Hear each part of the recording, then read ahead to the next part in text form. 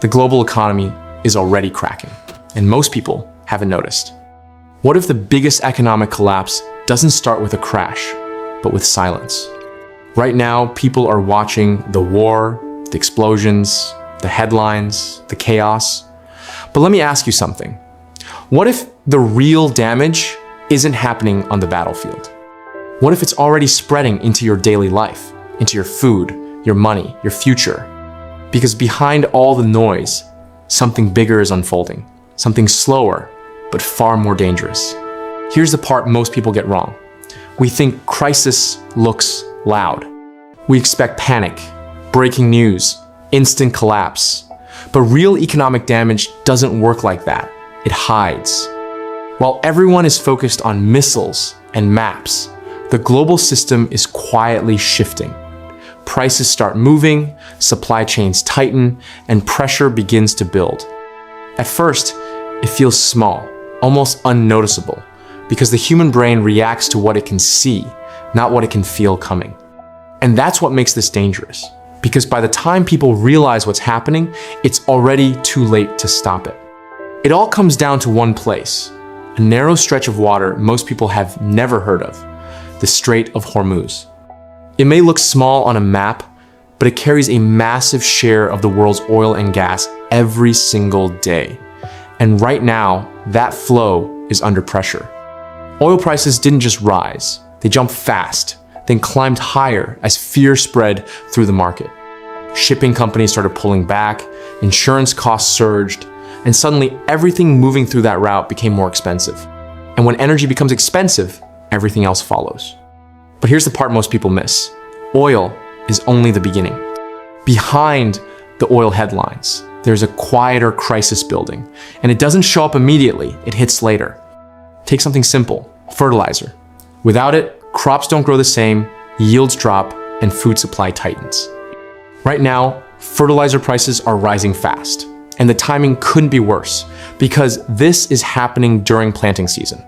That means farmers are making decisions today that will affect food supply months from now. Less fertilizer means less food later, and when that hits, prices don't just rise, they surge.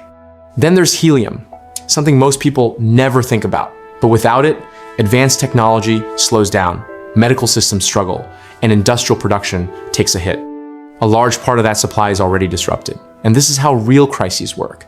Not one big failure, but multiple weak points breaking at the same time. And now, it starts getting closer to everyday life. This is where everything connects. Energy gets expensive, and that pushes costs through the entire system. Factories pay more, transport becomes more expensive, flights change routes, and shipping slows down. Step by step, everything starts to cost more. Food, fuel, and basic goods. At first, it feels manageable. Just small increases here and there, nothing too serious. But then it builds, slowly, consistently, until people start noticing something is off. Prices feel higher everywhere. And the question becomes, why is everything suddenly so expensive? By the time that question is asked, the chain reaction is already in motion. But not everyone feels this the same way.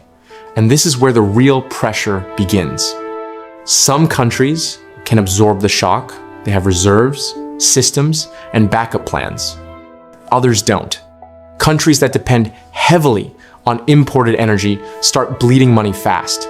Currencies weaken, and inflation rises even faster. For weaker economies, this isn't just rising prices.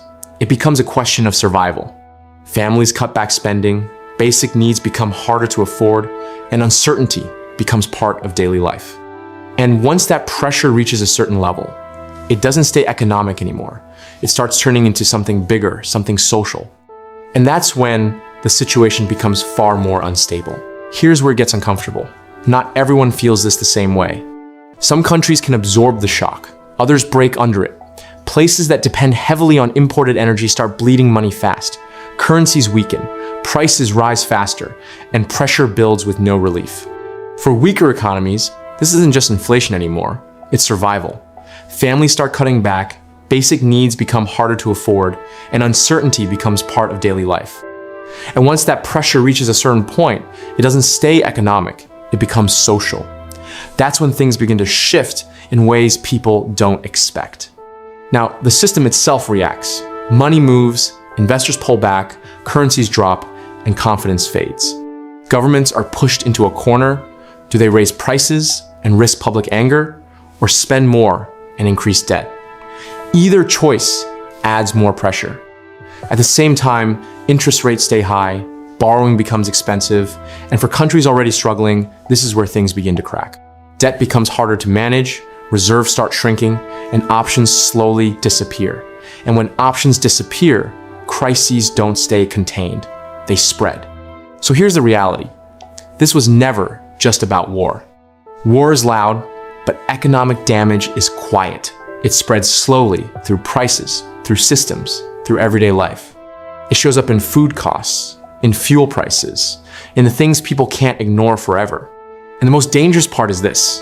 By the time most people realize what's happening, it's already everywhere, already built in, already unavoidable.